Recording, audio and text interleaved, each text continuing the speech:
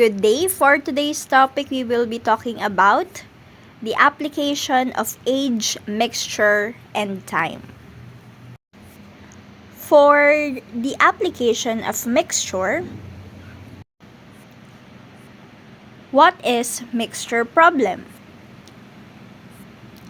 It involves creating a mixture from two or more things and then determining some quantity like percentage, price, etc. of the resulting mixture. So since from the word itself, we are going to mix different substance or things, we will consider an equation. Ito lang po yung tatandaan natin. In mixture problems, we have to take note of C as the concentration,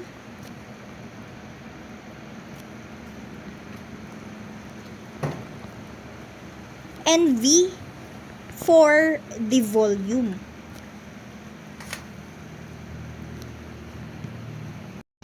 So if we are going to mix or add two or more things together to determine the quantity of the resulting mixture, tatandaan lang natin yung ating equation na C sub 1 times V sub 1 plus C sub 2 times V sub 2, which is equals to C sub R times V sub R.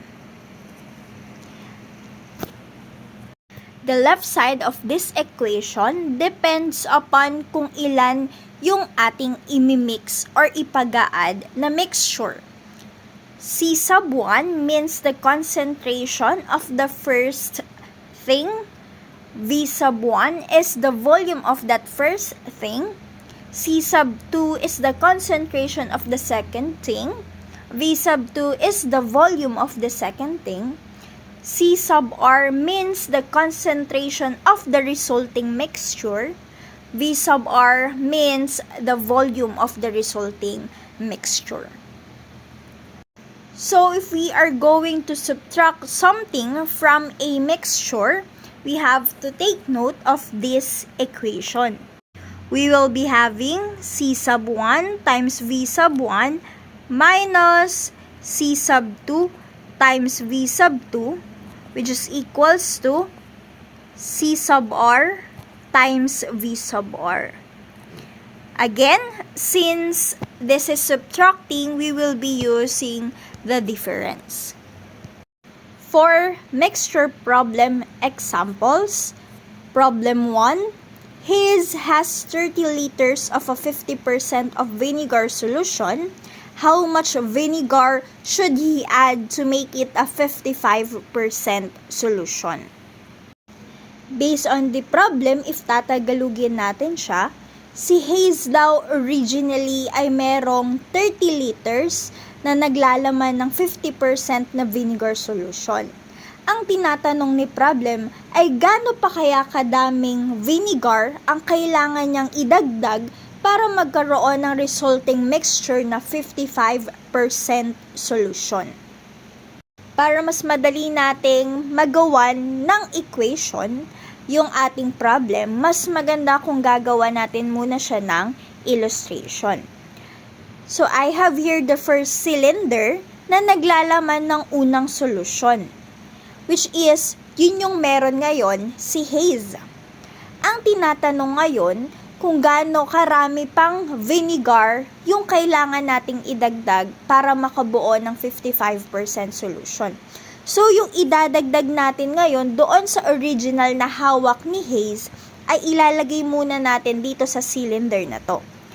So, kapag pinag-add natin tong dalawang nilalaman ng cylinder, magkakaroon tayong tinatawag na resulting mixture. So, ano ba yan dapat nating ilagay with these cylinders? Una, yung volume 1 ng ating cylinder. Gaano ba karami yung unang nilalaman ng cylinder natin? Pangalawa, kung anong concentration ang meron sa unang cylinder na yan. Pangalawa, yung volume ng pangalawang cylinder, which is yung volume na to, yun yung tinatanong ni problem. Yung vinegar na kailangan pa or yung vinegar na kailangan idagdag pa doon sa solution na meron tayo. And syempre, lalagyan din natin to ng concentration on that second cylinder. Next, on the third cylinder will be the volume of the resulting mixture. So, dito natin malalaman kung gaano karami yung magiging total volume kapag pinagsama na yung dalawang solution. Next, syempre, meron din tayong concentration ng resulting mixture. Next thing to do, ilagay natin yung mga given na binigay ni problem. Again, on the first cylinder, meron tayong volume 1. Ano ba yung volume natin sa unang cylinder? We have the 30 liters, which is originally, yun yung meron ngayon si Haze. And that 30 liters has its 50% concentration, which is a vinegar solution. Next, dito sa pangalawang cylinder, ito naman yung tinatanong ngayon ni problem.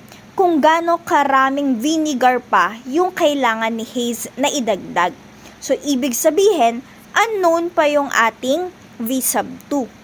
Next, for the concentration of the second cylinder, since ang tinatanong naman is again the vinegar solution, it means magsistick pa rin tayo with the vinegar solution. And the magiging concentration natin is just a 100% vinegar solution. Next, for the resulting mixture, syempre, magkakaroon tayo ng mixture dito kung saan ipag-a-add natin yung unang cylinder na nilalaman niya at yung nilalaman ng pangalawang cylinder. It means we are going to add the volume 1 to the volume 2, wherein the resulting mixture will be the sum of the volume 1 and volume 2, which are 30 liters plus V sub 2. Next, for the concentration of this resulting mixture, binigay naman ulit ng ating problem, which is, yun yung gustong mangyari ni Haze na magkaroon ng 55% solution.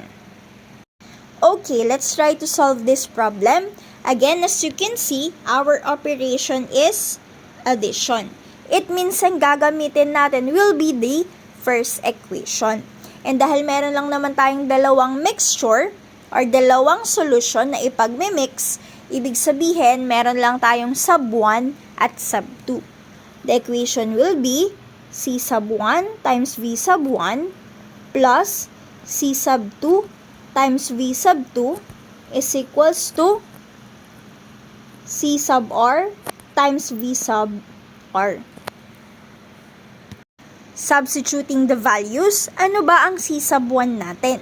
Ang C sub 1 natin will be the concentration of the first solution, which is 50%. Multiply to its volume, which is 30 liters. Plus C sub 2, which is the concentration of the second solution, times to its volume, which is unknown, V sub 2, which is equals to the concentration of the resulting mixture, 55%. Multiply to its resulting volume, that is 30 liters, plus V sub 2. So, let's simplify this equation. Using distributive law, 50% times 30 liters, that is equivalent to 15 liters, plus 100% times V sub 2, distributive law. If we are going to simplify that one, that would be equivalent to 1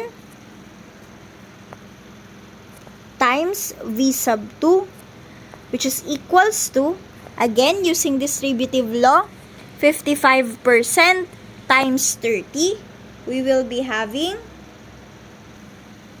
16.5 liters, plus distributive law again, 55% times V sub 2, we will be having 0.55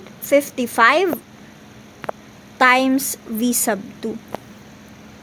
As you can see, if you're going to ask for it, 100% is equivalent to 1 by simply dividing that 100% to itself, 100%. 55% naman po ay naging decimal na naging 0.55. Again, by simply dividing it into 100%. So, 55% divided by 100%, that is equivalent to 0.55. So, again, combining similar terms, let's transpose yung mga kailangang i-transpose. So, let's transpose 0.55 V sub 2 to the other side of the equation and 15 liters to the other side of this equation also. So, let's rearrange this equation. 1 V sub 2, that positive 0.55 V sub 2 will become 0.55 V sub 2, which is equals to 16.5 liters minus 15 liters positive kanina, magiging negative na 15 liters. So, let's simplify. 1 minus 0.55, that is 0.45 V sub 2, which is equals to 16.5 minus 15, that is 1.5 liters. So, let's divide both sides of these equations by 0.45.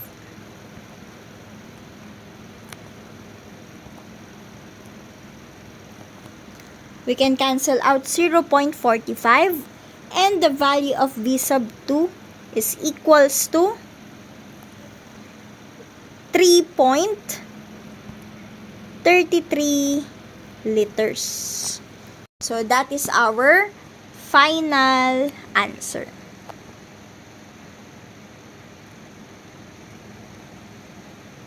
For example, ang tinatanong naman ng problem is the resulting mixture or the volume of the resulting mixture.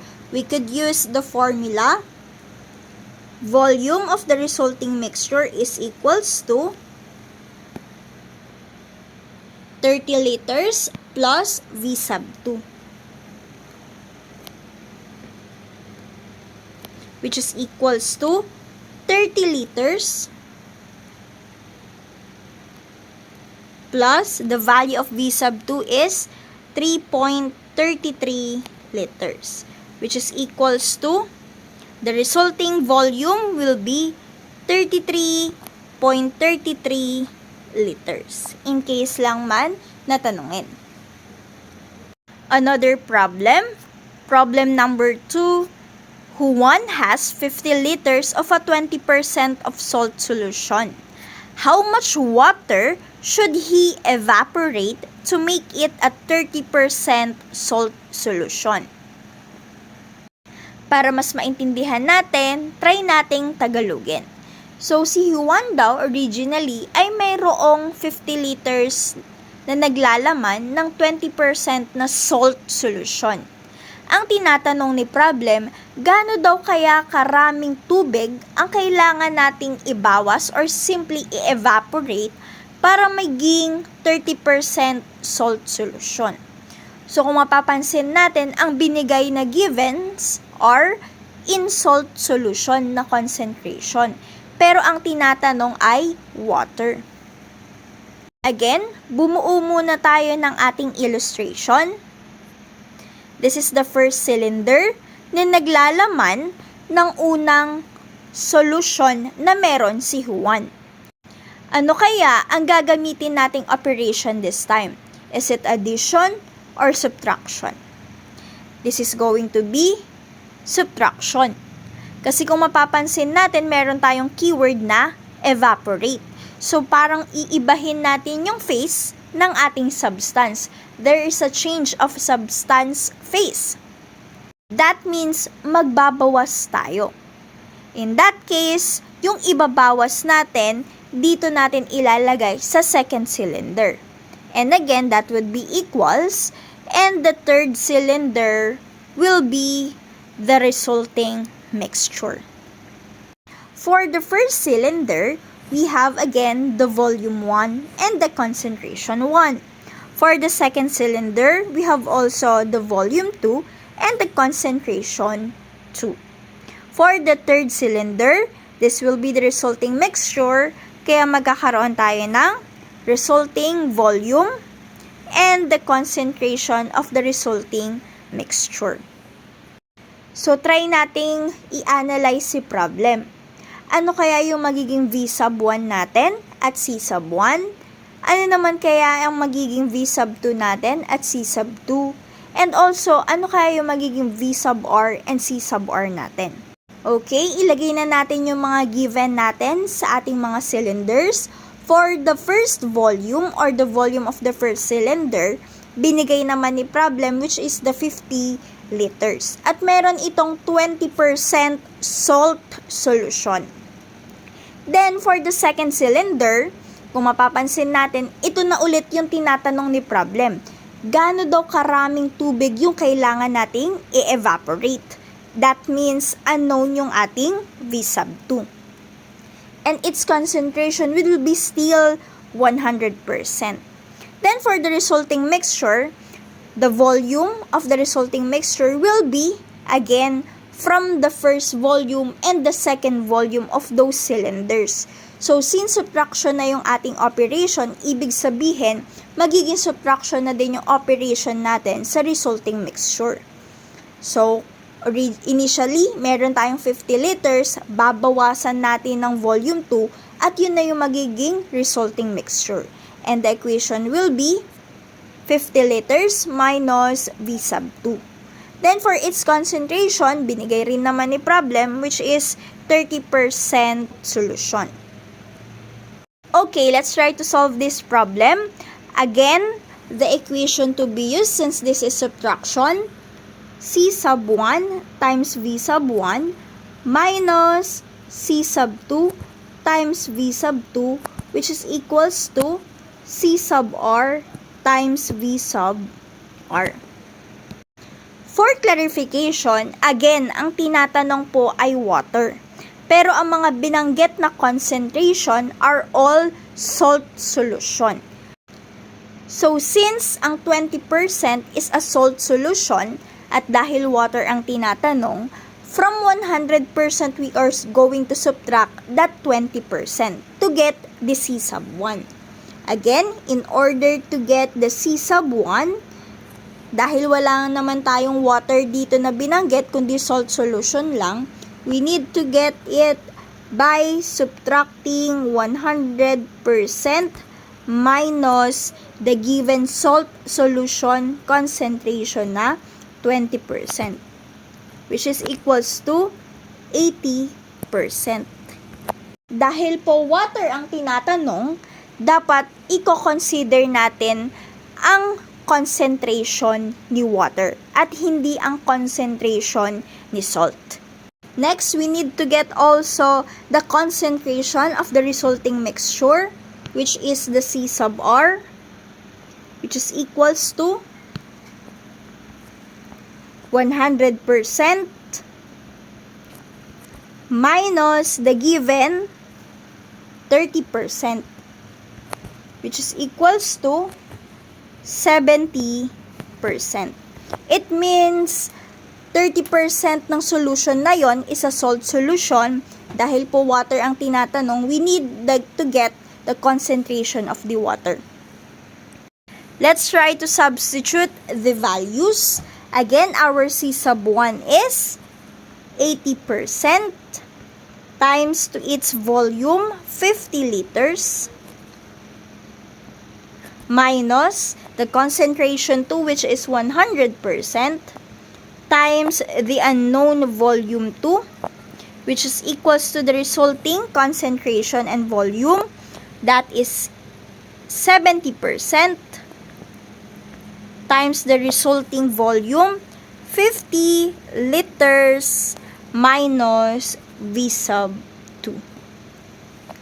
Again, using distributive law, 80% times 50 liters, we have 40 liters minus 100% divided by 100%, that is simply 1 times V sub 2, which is equals to, again, distributive law, 70% times 50 liters, that is 35 liters. Again, distributive law, 70% times V sub 2, we will be having negative 0.7 V sub 2. Again, that is 70% divided by 100%. So that's why we have 0.7. So combining similar terms, so we need to transpose this to the other side of the equation since mas malaki siya kaysa doon sa isa, and transpose the other one to its similar term. So let's simplify, rearranging this formula. 40 liters, that 35 liters will become 35 liters, which is equals to, we have positive 1 V sub 2 minus 0.7 V sub 2. Simplify, 40 liters minus 35 liters is 5 liters, which is equals to 0.3 V sub 2. Dividing both sides of the equations by 0.3 to get the value of V sub 2, 0.3, 0.3. We can cancel out 0.3, and the value of V sub 2 is equals to 16.67 liters. And that is our final answer. Again, kung tanungin man yung ating resulting mixture, that would be volume of the resulting mixture is equals to 50 liters minus V sub 2, which is equals to 50 liters minus our V sub 2 is 16.67 liters. And the value of the resulting mixture is equals to 33.33 liters.